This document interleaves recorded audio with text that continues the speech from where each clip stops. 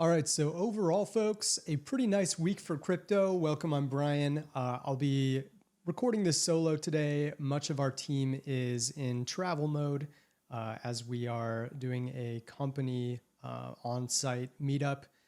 But I'll be doing this video on my own. It'll be the last for a couple of weeks, should be back either late September or early October. But yes, getting back to things, Bitcoin is looking pretty solid, back above 115K today, with Ethereum back above $4,500. You can see they've respectively gone up 4% and 6% over the past week, with many altcoins having much greater performances. We can see Dogecoin standing out here a little above 23%, as there has been a lot of rumored speculation that their first ETF should be coming out imminently. And then we have Mantle over here. We did a article about them a couple weeks ago, by the way, them and OKB, but Mantle especially sticking out as a platform token, up almost 40% in the past week. Here you can see OKB up a little over 10%. BitDAO, also another big gainer, up over 35%. Story up 22%. And then Memecore here up 34.5% as well. So lots of big gainers, a few droppers like Bitcoin Cash here down about 3%, Chronos down about 3%, POL as well as Polygon Ecosystem Token both down about 3% as well. But overall, you can see greatly due to the fact that Bitcoin and Ethereum are churning along, we can see the overall market cap up about 2.3% over the past week, and the overall market cap up to about $5.01 trillion now. Pretty staggering numbers when you think about where we were 3, 5, 10 years ago in crypto. So 5 trillion has kind of quietly been surpassed, as well as volume being down about 8.3% over the past week compared to the week prior. Little bit of a surprise there. I think that people are still kind of waiting for Bitcoin to hit that 120K resistance, where I think there's going to be a lot of polarization that comes when that arrives, because then we're talking about the potential of an all-time high again, and people's extreme opinions really come out of the woodwork. Obviously, in the US, there are a couple big things. The one I think most people in crypto are keeping their eye on is the Fed rate cut that is likely to occur next week, according to most experts. We can see a lot of influencers talking about the probability of different BPS cuts, BPS rate cuts, such as Crypto Rover, who talks about the 350 to 375 BPS having a little over an 80% likelihood. We can see Watcher Guru, a very reliable and notable X account. They talk about the expectation of a 25 BPS rate cut next week. Of course, this is big news considering rate cuts mean more economic flourishing theoretically. And with that, because crypto has so much correlation with the economy, especially the US economy these days, we see crypto tend to do good things, and even just the rumor of it, like we've had for a couple of weeks now, can lead to a nice little rebound, which we've seen. I'll show you the correlation here. Obviously, a great 6 months in general for crypto. You can see, if I just drag over here and go to the right, look at the top left of my screen, you can see Bitcoin up about 40% over the past 6 months, with the S&P 500 up 18% and gold roughly up 25%. So obviously all three sectors, industries, they're doing quite well right now. The question is, will it continue? There's a fairly decent sized amount of FUD still in crypto, whereas gold and the S&P 500, it's quite euphoric, to be honest, from what I've seen. So, based on this chart alone, we've talked about this in a few previous pieces of content, but when the S&P kind of jumps ahead, Bitcoin tends to play catch up, and vice versa, right? So Bitcoin went way ahead here in May. Then it retraced as the S&P 500 caught up. Then the S&P had a little breakout here without Bitcoin. And then Bitcoin plays catch up and goes on a huge run in mid-July. So, if you base the correlation on what we've seen over the past 6 months or longer, there should be, as long as the S&P 500 keeps churning along, a little more of a catch up here in Bitcoin and therefore crypto as we continue September and see some good results.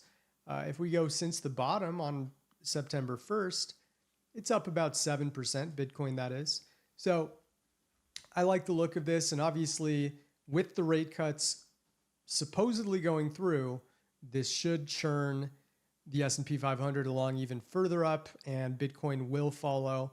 Gold is a little bit on its own. I still think this is mostly due to the dollar dropping at the rate it has been since Trump has been elected, whether it's because of Trump's actions or otherwise. That opinion is up to you.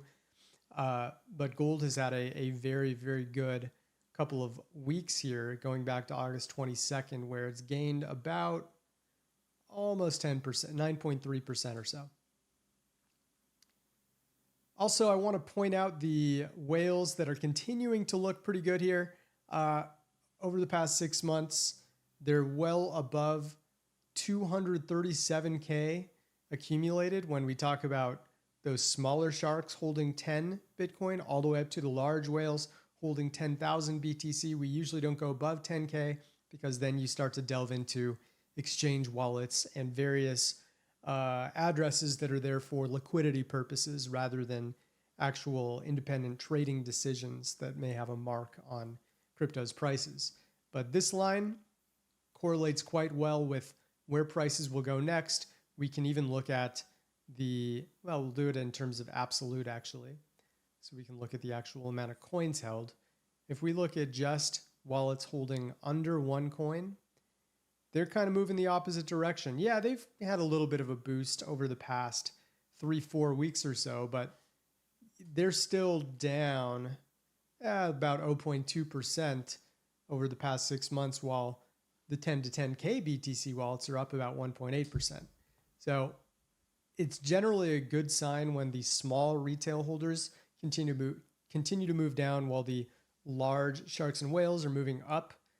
So we are hoping to see this trend continue. I wouldn't be surprised if upon the announcement of the rate cuts, we see a bit of a FOMO spike from retail and whales and sharks actually sell to them. And then there's a little bit of a buy the rumor, sell the news effect that may last a few days up to a week or two. This is obviously not investment advice. This is just basing on what we've seen, on previous rate cuts going back to 2023 when COVID easing was going on and we were getting back to normal after the brutal 2022 we had. There were a lot of rate cuts where everyone just small retails automatically just bought, assuming the price would immediately go up, and then the opposite would happen until their expectations got tempered. So prices typically go the opposite direction of the crowd's expectations. I would expect no differently. Now, if for some reason the rates are not cut, maybe Powell says, even though unemployment is going way up and there's, inflation concerns and all these things, we still think the S&P 500 is too hot because it's gone so parabolic since the tariff rebound in early April. Maybe he'll say something like that and he'll blindside everyone. That would be really bad because so much of this rebound is already baked in to the expectation that rates will be cut. So a diversion from that expectation would mean that we are suddenly in a new territory and a ton of FUD would come in, I think, from both retail and institutionals. The key is the institutionals and the large key stakeholders in Bitcoin and other coins. If they start to dump because they believe the economy is at risk now and capitalism cannot thrive the way they were expecting, we'd see the S&P 500 undoubtedly have a bit of a dip, maybe even a large dip, along with Bitcoin. However, it doesn't seem likely that will happen. We can only go off of reports and highly connected speculators. that believe that, they're reporting JP Morgan expects the Fed to cut rates. Obviously, JP Morgan is a very established financial institution. But, we will have to wait and see.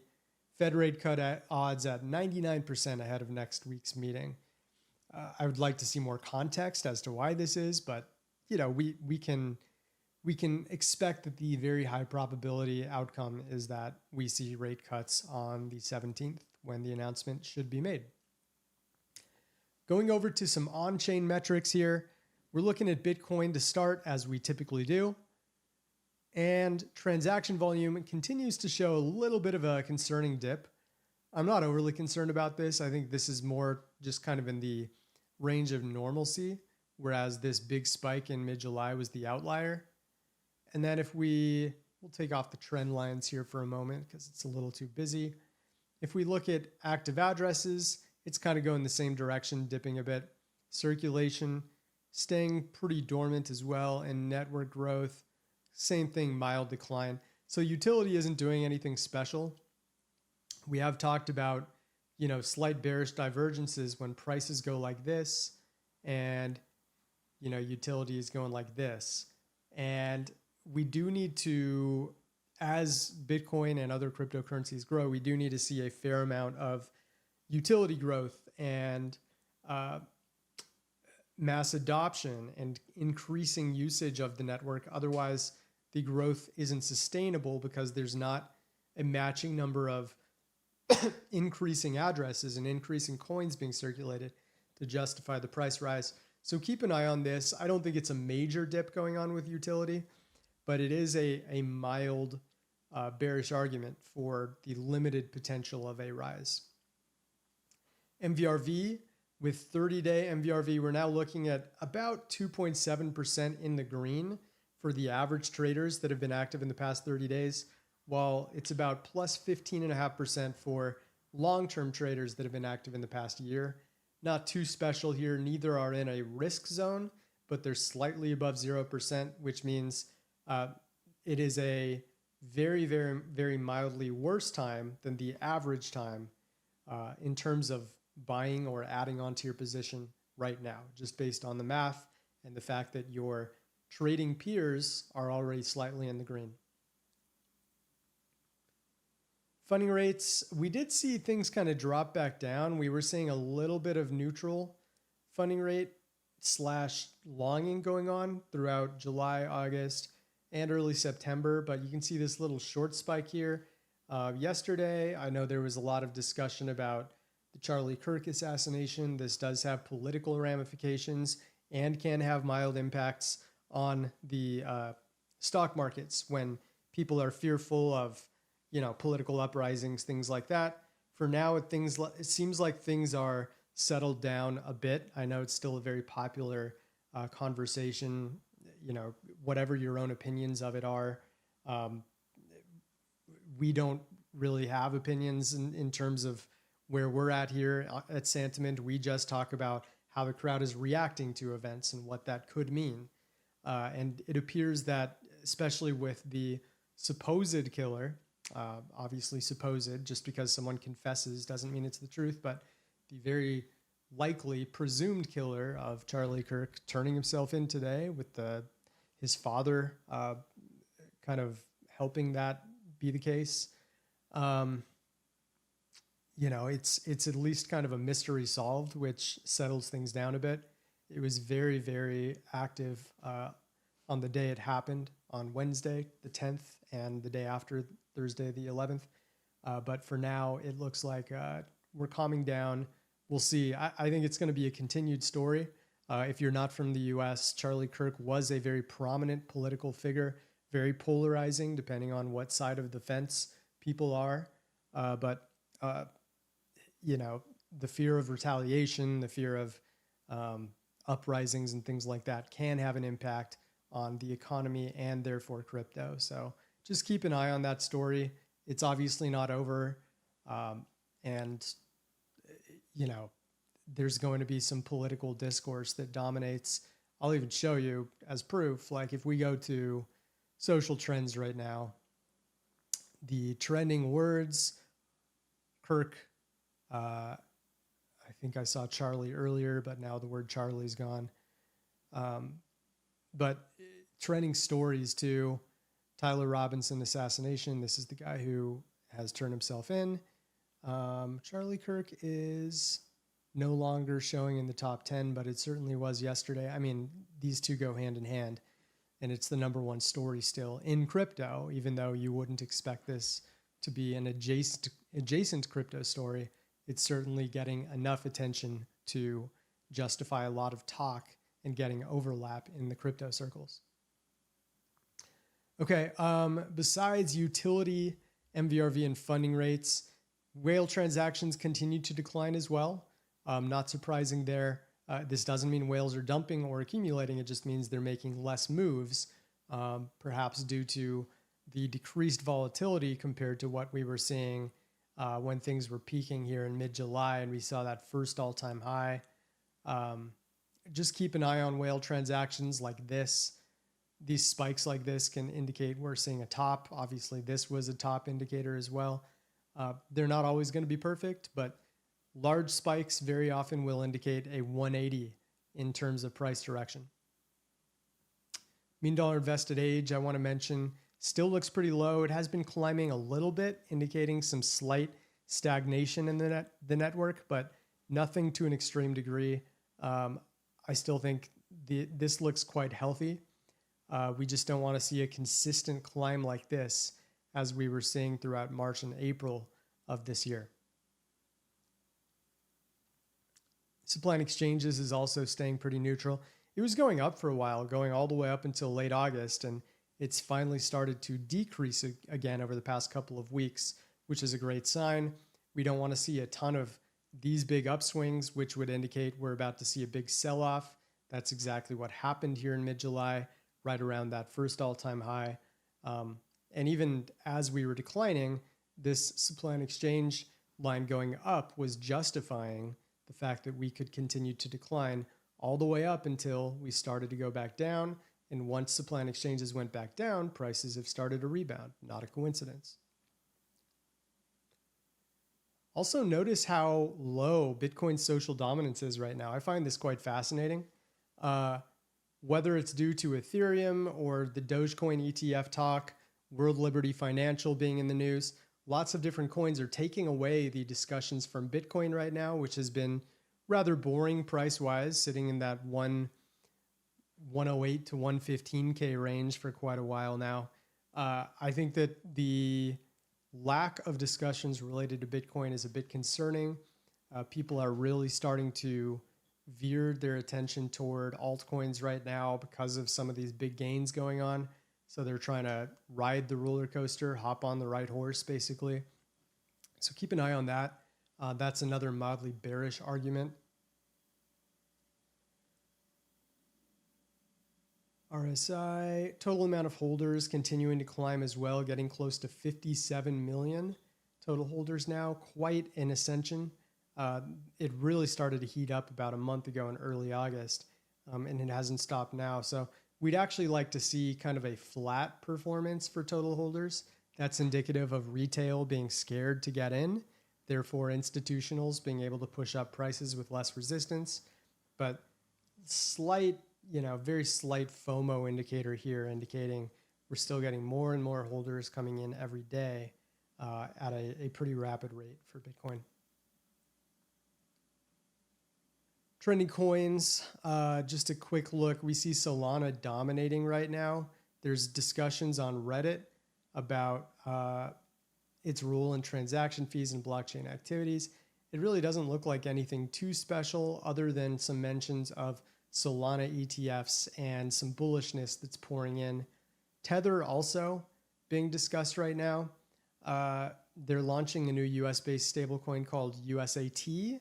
The text highlight that Paolo Ardoino, I don't mean to butcher that name, but the CEO of Tether revealed plans for this regulated dollar-backed stablecoin with Bo Hines appointed as CEO of Tether USA. So I would call that overall good news. It appears that the Tether Corporation and Foundation is expanding. Dogecoin here at number 3. As mentioned, the ETF has been getting a lot of attention. A large Dogecoin transfer on Robinhood is interesting. I think a lot of people are viewing that as some insider knowledge that the ETF announcement is imminent of the ETF for the ETF launch. So we'll see if that ends up coming to fruition. We also have Holo in the news due to some promo activities like Holo World AI. A little more of a niche topic that you may not have been paying attention to, but feel free to look into this in more detail along with BNB, XRP, Avalanche, Chainlink, GameStop, and FTX token. I also wanted to point this out. I put this article out yesterday. It's a really, I think, cool way of viewing some of the big economic topics and how they're impacting crypto. Let me see if it's about as big as I can get it. But you can see the different spikes in economic discussions, such as tariff and trade policy, which occurred right at Bitcoin's bottom. This green dashed line might be a little busy to see, but that's Bitcoin's price. You can see how it spiked along with some war and geopolitical conflict at that time, along with inflation discussions. Everything was kind of spiking together right at this price bottom, right around April 7th. And then we obviously went on an enormous bull cycle here. But there's a lot of different subjects you can look at, such as war and geopolitical conflict here in June when there was that airstrike situation between the US and Iran, and Israel was involved. And you can see how that indicated a bottom. There can be price tops as well, such as inflation discussions, which does often have legitimate concern correlated with crypto. So take a look at this article. You'll find kind of the methodology I used to set up this chart and some of the keywords that are used to represent each of these topics, as well as some of the social volume changes for things like tariffs, how different people perceive some of the discussions related to Trump's policies and Powell's rate cuts, with the next one being very pertinent in 5 days. Just a short little 2-minute read that might be a little informative and give you some inspiration to set up charts like these on your end when you use Santiment as well. Alpha narratives, I wanted to point out this huge spike that just showed up today. It has to do with jobs and unemployment. It says that there's rising unemployment in the US and there's potential impact of inflation and the potential rate cuts after the latest job data. There's skepticism about the accuracy of labor stats, as there kind of always is. As someone living in the US, it's just kind of normal to distrust some of this job data due to underreporting or misinformation. But regardless, it's a very hot topic right now going into next week, and it should be paid attention to. You can see some of the other big spikes that pop up as well. We saw whale staking being a big topic yesterday. We saw Web3 up there, a mild spike in unemployment. This was also related to unemployment. Yeah, both of them. SPX 6900, I saw it was listed on Coinbase, so I think that has a lot to do with this. Pump token being up there a couple days ago. CPI reaction. I mean, there's so many different spikes I can go through. I don't have time to kind of explain each one. Gold versus Bitcoin was a really hot topic about 4 days ago. We saw a couple different spikes in Bitcoin's price, but it's cooled down considerably ever since. AI was a topic at the beginning of the week. But use alpha narratives, guys. This is updated once a week on Fridays, and you can find some fascinating topics there. To build the chart that I did, I'm on key narratives here, by the way, and you can just click on explore my narratives, and then you'll see stuff like Jerome Powell, Elon Musk, Donald Trump. This was an earlier one that I created. You can create a new topic, title it. For the query, all you need to do is add keywords. If you want to join them together, so you only want to find social mentions of the word Jerome and Powell together. So you're not getting Jerome Smith or some Bill Powell or someone that isn't related to Jerome Powell. That's how you do it. Just join them with the word "and," or you can find any word that's associated with Elon Musk by just singling out their first name, Elon or Musk. So that's just a couple ways you can do it. And then just compare the social volume of each of these topics, enable the price of Bitcoin here. It's pretty awesome. Last thing I wanted to do is give a quick update on the activity matrix.